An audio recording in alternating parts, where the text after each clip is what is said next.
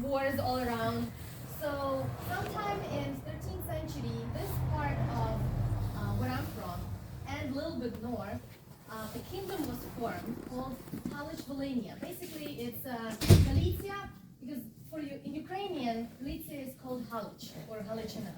So it's a little different from English.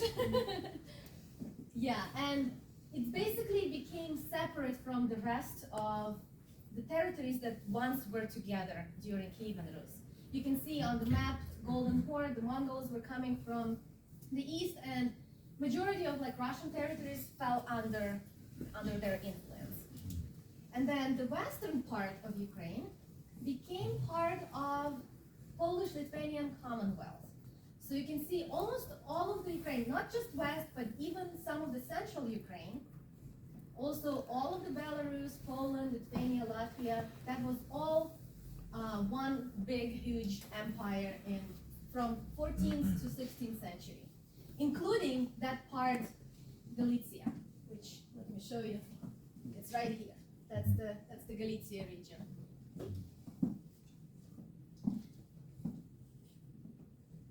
You might have seen this map. It's been circulating all around social media. I don't know if I agree exactly with it, but some Ukrainian nationalists, they claim not only that Kievan Rus was like original Ukraine, they say that the real Ukraine was actually formed in 1654. So that yellow part in the middle, that was Cossack Hetmanate. So you might have heard the city called Zaporozhye. Recently there have been lots of talks about Zaporozhye NPP, the nuclear power plant, because it's under Russian control. Ukrainians are hitting on it, so there was a lot of talks about like possible explosion and stuff like that. Well, that city, Zaporozhye, it's a really old city, dating back to 17th century. In that city, Cossacks had formed like a fortress and a huge army. Even though they were under the Polish-Lithuanian Commonwealth, so they were under the control of Polish people, but they wanted independence. So they were fighting to become like a separate country. And in 17th century, they didn't have enough power to fight the Poles. So their leader, Hetman Bogdan Khmelnytsky is his name, he asked for help from Russian Tsar, because by that time, Russia was already like gaining power, and there was Russian Tsar, they had a huge army. So in 1654, that's when Bogdan Khmelnytsky, the leader of Cossacks, he made a deal, basically like a treaty. He asked for protection from Russian Tsar. And Russians were happy to help. But Ukrainians, they got their protection, they became like adjacent to the Russian Empire, but they weren't happy for long. So in like 17 something, in the beginning of 18th century, the next hetman, the next leader after that one was gone, the next one, he was called Ivan Mazepa. He was like, no, we want to fight Russians now. We're done with Poles. so they started fighting with Russians, but that's when Catherine the Great was the ruler, and she's like, no guys, you're part of Russia. And she was also like, you gotta, honor the treaty, we signed the treaty, you were supposed to be with us, so what are you doing now, In the meantime, the western part, where the Galicia region and the rest of them, the Lvov region, they were still part of Poland, but then in 18th century, Poland started collapsing, so there was this period of partitioning of Poland, and when it completely fell apart, the Western Ukraine was kind of divided between the newly formed Austrian-Hungary Empire, and some territories went under the Russian Empire. And the Austrian Empire was very short-lived. Like, I think they formed in the late 1800s and up until the end of World War I. So 1918, that was the end of Austrian Empire, and that's when that region of Galicia went back under Polish control. So you can see how between Austrians and Polish, that region was always under their control, and not Russia. And that's the place where the hatredism towards Russia grew up the biggest. Like, that's where it comes from. So one may ask, why is that happening? Like, why they hate Russians so much? If they were, the last time they were with Russians was like in Kiev and Rus. So what's going on?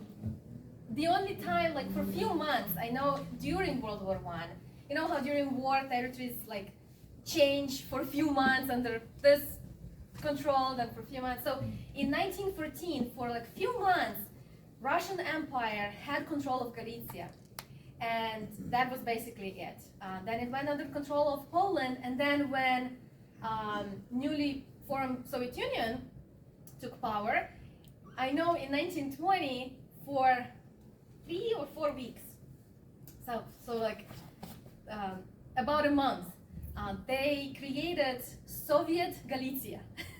Which I'm sure some of you probably never heard, that there was such a thing as Soviet Galicia. Bring it back. I wish. Yeah, it was also, before the World War I finished, there was like a little attempt of Ukrainian nationalists to create an independent Ukraine. So the same way as Cossacks were trying to create it in the 17th century, the Ukrainian nationalists, Petlura and so on, they were trying to create a Western independent Ukraine. It was called Zuner, and it was also very short-lived. The Polish said, no, we don't like it. You cannot be independent. And that's because they were denied this opportunity. These little organizations started forming of Ukrainian nationalists. So things like OUN, Ukrainian Nationalist Organization, with the leader Stepan Bandera. Also Ukrainian Cossack groups. So there were even Cossacks in the Western Ukraine, not just the Central or Eastern. And also Ukrainian Insurgent Army, the Partisan Army, UPA. They were all popping up like mushrooms after the rain. And I'm not sure why Poland allowed them to. They were probably mainly underground, they were doing their dirty tricks underground. But yes, these guys, they... Oh, I missed this one. Let's move on. Yeah, that's the Russian Empire. Let's go further. Yeah, that's the Kingdom of Galicia. Oh, yeah. Do you know this guy? Have you seen a picture of him? Oh, yeah. That's their infamous leader. The one who they worship day and night. He looks quite funny, to be honest. Yes. Is that what they call the master race? Yes. Yeah, they love him so much that not only they have flags. He looks like an alien. Yeah, this was the black and red were the colors of OUN flag, and the modern Ukrainian Nazis are using exactly the same. Like, they didn't even try to deviate or like hide it somehow. They're just, no, we're gonna stick to what's working. Why should you change something? Yeah, every single parade, every march, they have torches, they have flags, and this sign says, follow your hero. So Bandera is truly a hero for these people. They want him back.